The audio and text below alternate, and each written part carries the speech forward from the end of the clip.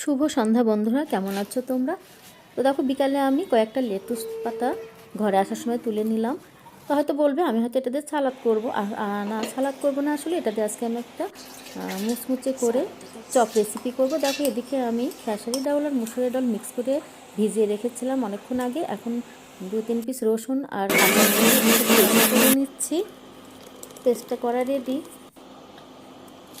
এখন এর সঙ্গে আমি পরিমাণ মতো লবণ, হলুদ, মরিচের গুঁড়ো আর বেকিং পাউডার দিয়ে দিচ্ছে। সঙ্গে দিয়ে দিচ্ছে বড় চামচের 1 চামচ চাউলের গুঁড়ো, যাতে এই চপটা মুচমুচে হয়। আর তার সঙ্গে আমি দিয়ে দেব একটা ডিম। ডিমটা দিয়ে আমি ভালোভাবে এটাকে পেস্ট করে নেব। দেখো, আমি ভালোভাবে মিক্স করে নিচ্ছি। আর এদিকে একটা প্যানে আমি তেল দিয়ে দিব।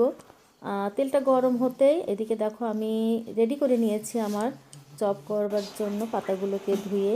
এদিকে কড়াইয়ের তেলটা আমার গরম হয়ে গিয়েছে। এখন ব্যাটারটা ভালোভাবে আরেকটু মিক্স করে নিচ্ছি। নিয়ে আমি এখন একে একে পাতার সঙ্গে লাগিয়ে এভাবে তেলে ছেড়ে দিচ্ছি।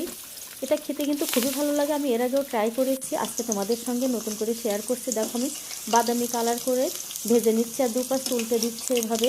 এটা মুচমুচে হয় এবং খেতে কিন্তু খুবই অসাধারণ লাগে খেতে। তোমরা ট্রাই করে দেখতে পারো। তো আমি প্রথমবার দিয়ে ভেজে তুলে নিলাম, আবার দ্বিতীয়বার আবার দিয়ে দিচ্ছি। দেখো কালারটা কি সুন্দর এসেছে।